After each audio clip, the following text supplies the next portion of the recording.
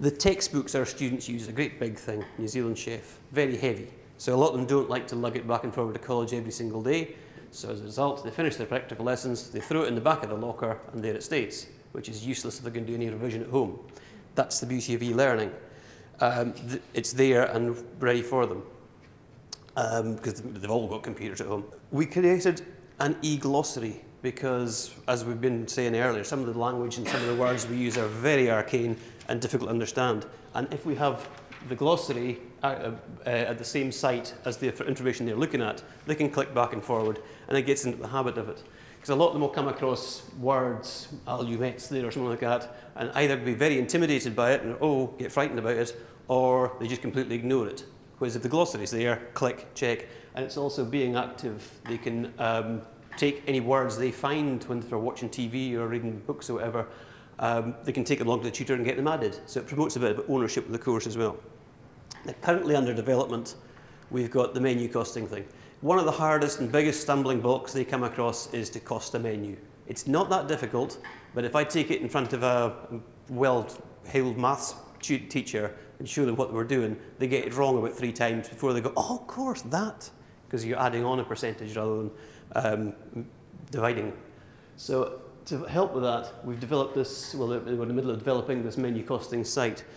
And it's good because if you're pretty onto it, you've been to the lesson and you understand basically what it is, you can just click one of the bits, one of the areas you're not too sure of, or you can go right back to the very start and learn. You can take it right back to basically simple adding and subtracting. Things like estimating. We get them estimating that if a bag of onions, 20 kilos of onion cost $10, then they want 250 grams, so it must be $15. Estimating is not something that they're good at, so this site's good for promoting that.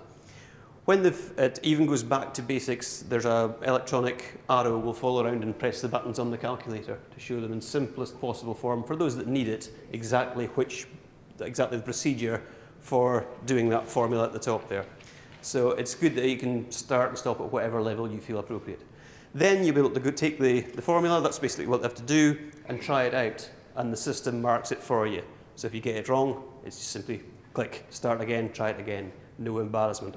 It's got to help if you're somebody that's embarrassed or intimidated by maths, everyone around you is good at it, and you're a bit scared at it. At least with the system, you can sit at home and spend hours till you get it right. No one knows. It's good.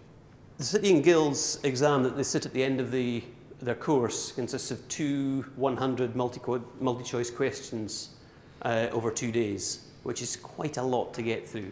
They're not when you're not used to it. They work towards it, and it's a real challenge to their reading, comprehension, even stamina to get through the 2 days.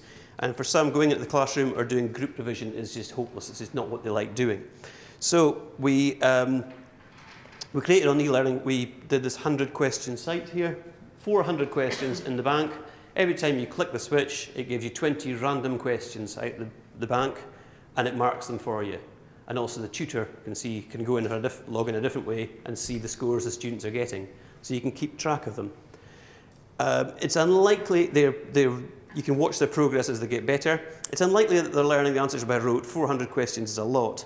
And the randomly improving scores is down to their continuing education that they're receiving from us at Welltech, and that they are learning to read the questions properly.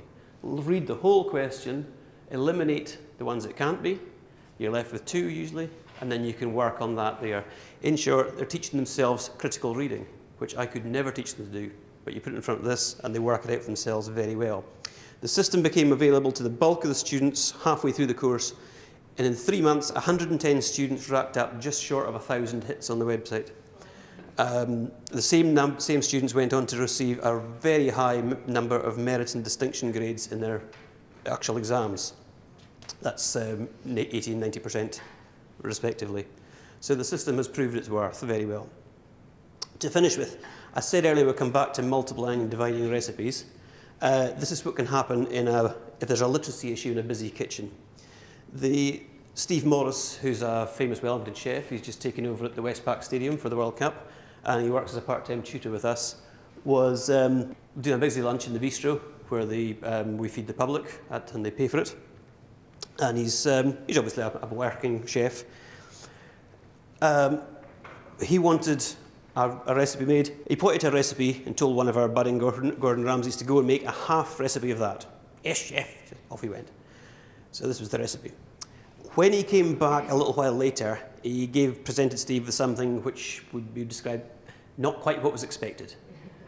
Not quite Steve's exact words, but you get my drift. We had a brief question and answer session with him, and it became clear what had happened.